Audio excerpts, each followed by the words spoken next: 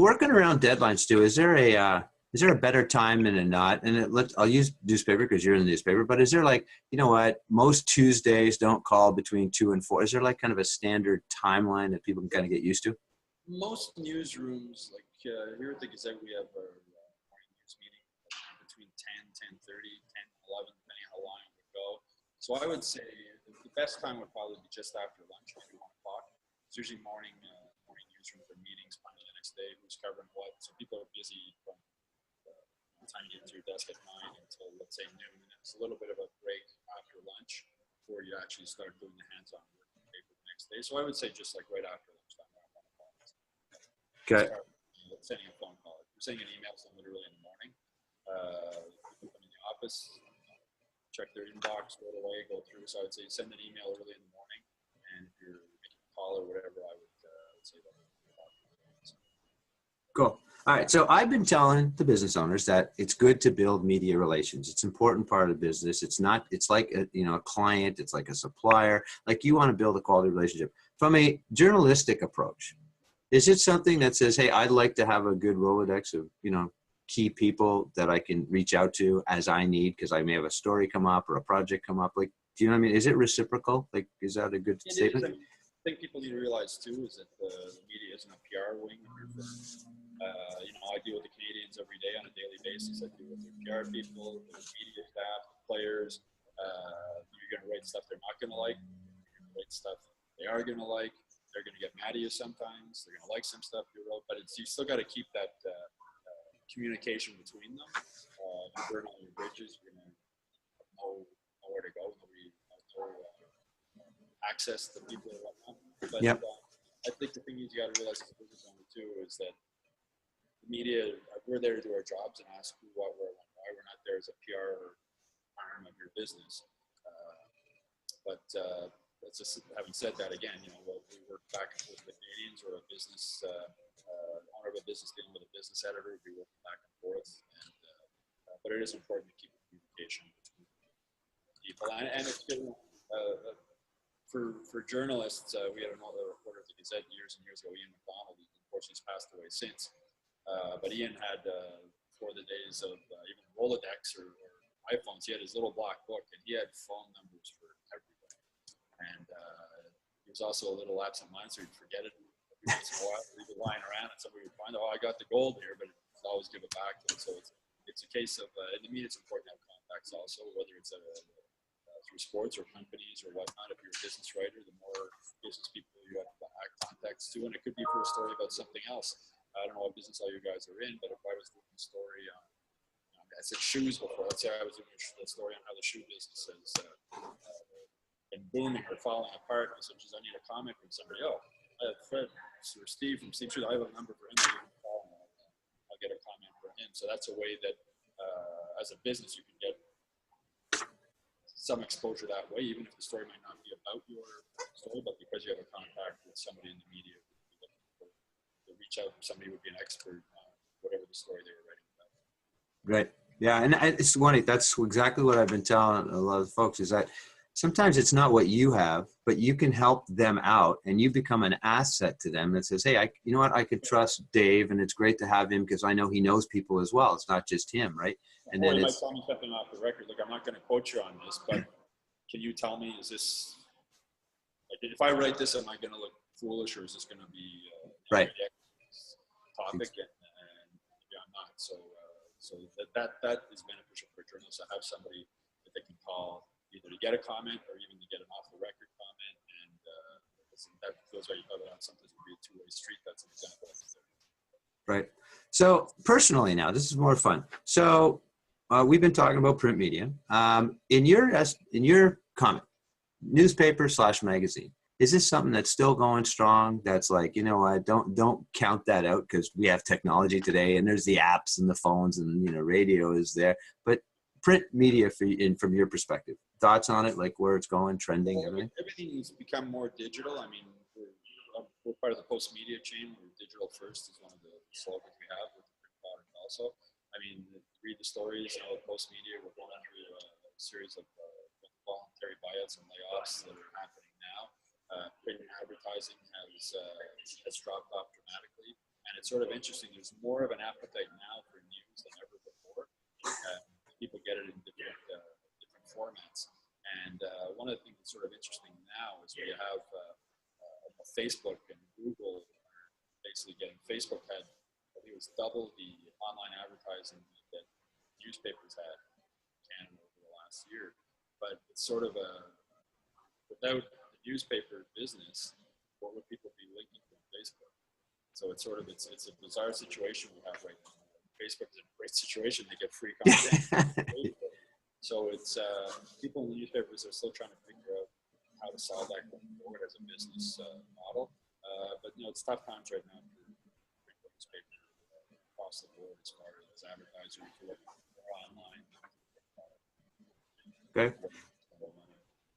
So from your perspective, can a business owner, and we're going to go off topic from sports, but just like in general, can a business owner actually spark an idea for I'll call it a newspaper magazine to actually write a story because of what they think is valued? In other words, not what's on your agenda as a media outlet. Like, I'm sure you guys run on schedules and say, look, we're going to do this in March, this in April.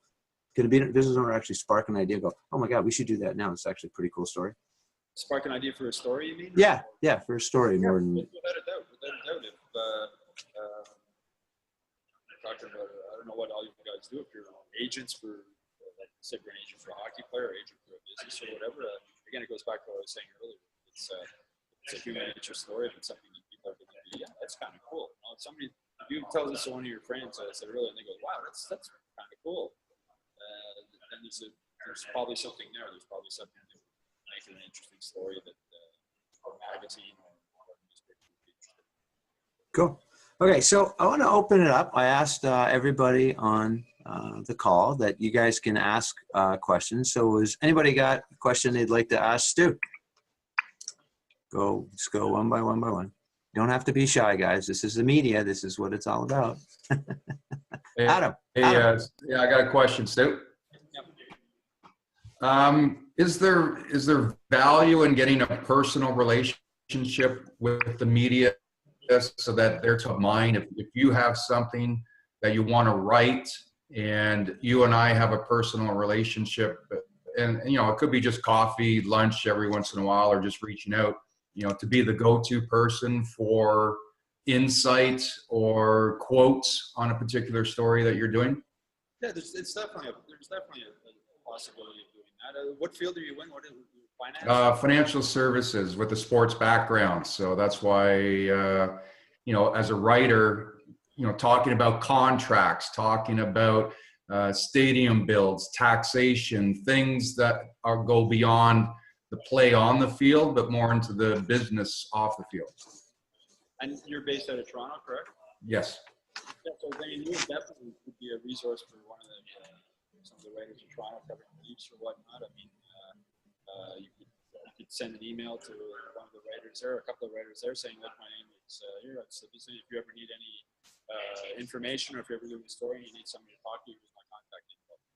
And then that's something myself. If I got something like that, I would say, "Okay, that's kind of cool. I'll put that in my phone. I'll keep that number in case in the future, again, I'm doing a story on something finance and hockey, and also the fact that you say you have a background that having been drafted by the NHL, you would have even more a better perspective on both angles of what it's like being a player.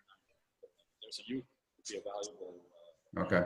You personally, I think, would be a valuable contact, especially in Toronto. And is it better to get that? I mean, obviously, probably better to get that connection in advance. But if a story breaks, I'm thinking like the Blue Jays with Bautista and the players, Encarnacion leaves. What is the financial impact to the Encarnacion that he signs a $60 million contract in Ohio versus an $80 million contract in Ontario? What is the actual breakdown? Because taxes in Canada would be a lot higher. I think the perceived notion is he lost out on $20 million. Well, did he really? If we break it down, go behind the scenes and look at taxes, right? In that exact example, if you could break that down, if you had the ability to break that down, and with your knowledge and your business, and you fired off just a little email to somebody, whoever the Blue Jays beat writer is for Star or the Sun, and said, "Look, just a little like that. If you'd like to, I can give you some more details on this if you'd like." And fire that off, and I would be in a situation like that. I'd be surprised if the person didn't call you back. Yeah. Yourself, you would be helping out the reporter by providing some background information, some business information on it, and it would also your name would be out there in the media as far as somebody who. Okay. All right. Thank you. Awesome. Anybody else? Who else got a question? Bruce, Dave, Fabi? No questions? Come on. Stu, you did an awesome job. Have we got Cherie, have you got a question? I might have a question, although my field is completely different than sports. That's okay. I'm a divorce coach, but I've had something interesting happen this week. And perhaps, I'm from Montreal. I'm going back to Montreal next month. I'm looking for a place to give a forgiveness workshop in healing heartbreak for health. And what's happened this week is that I've been asked to speak at a groom's school party. So that's a party for men who are getting married. And I've been asked to speak for 15 minutes, teaching them to be mindful and relaxed. And to be there for the wives, not to go, oh yeah, hey, I'm my wife, oh, there she is, but I'm drunk and everything. But anyway, how can I relate that to sports? I mean, surely there's some sports. Well, not even sports, right? This goes perfectly back to when I started off about Mike Farber was talking about just a good story well told. How many of you guys would be interested in what she just said? I know I would. I would love to know more about this thing. I say, well, that's kind of cool. I think there would be a good chance of a story there. And again, send an email with or a press release to Enzo Micheletti as our lifestyles editor here. And I couldn't guarantee that would be something young, but that's something that it's a good story. That's a lot of people, like I said before, why would people, I talked about the kids' high school hockey game or football game. Why would anybody else outside there care? So with this event you're going to, why would anybody else out there care? I think there's a lot of reasons why people that aren't going to this event or would have an interest in this. I mean, majority of people get married and half the people get divorced. So I seem to be on both ends of it. One's trying to get married, save their marriage, and then be there for the divorce too. And I think I'm just going to add one point. So Sri, you bring up a good point. So your thought is, oh, how do I relate it to sports? It doesn't necessarily have to do anything to sports. As a matter of fact, if I was going to be in Stu, and I don't want to speak for you, Stu, but if I'm on a journalistic mindset, I don't care what topic I'm covering. If this is relevant for my readers, and I'm, as Stu said, I'm a lifestyle person. Okay, so that would be awesome lifestyle kind of information, Sri. You're not, oh, how do I fit my story into sports? It's no, I have a story. Where's the ideal place to put the story? Would that be well said, Stu? Exactly, and even in the field of sports, I mean, I was taught at a young age in this business, don't go to the game and put blinders on. Sometimes the best stories, often the best stories aren't on the field in sports. They're off the field. And a recent example, Canadiens defenseman Zach Redmond, I was watching, I think it was a Sportsnet interview or something. They just mentioned in passing that he was a triplet. And I was like, wow. And I don't know if any of you watched that This Is Us show that's out now. It's a drama that's out. It's based on a young family raising triplets. And when I heard that, I was like, wow, I didn't realize it was triplets. That must have been really hard for his mother. How do you raise triplets? And then the light bulb went off in my head. I saw Zach Redmond at practice a couple of days later, and I mentioned it to him. If he had seen the show, he said no. I said, well, it must have been real tough for your mom raising triplets. Well, I don't know how she did it. And I said, well, would you mind if I give her a call? Would you maybe give her, could I get her phone number? And he said, oh, yeah. He says, sure, she'd love to talk to you about it. He gave me her phone number, and I give her a call.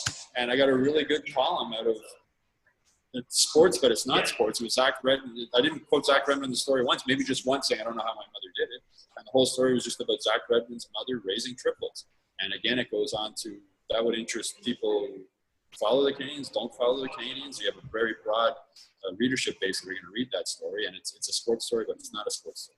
So that's, we're saying sort of not keeping blinders on. It's a good story, well told, and simple. Awesome.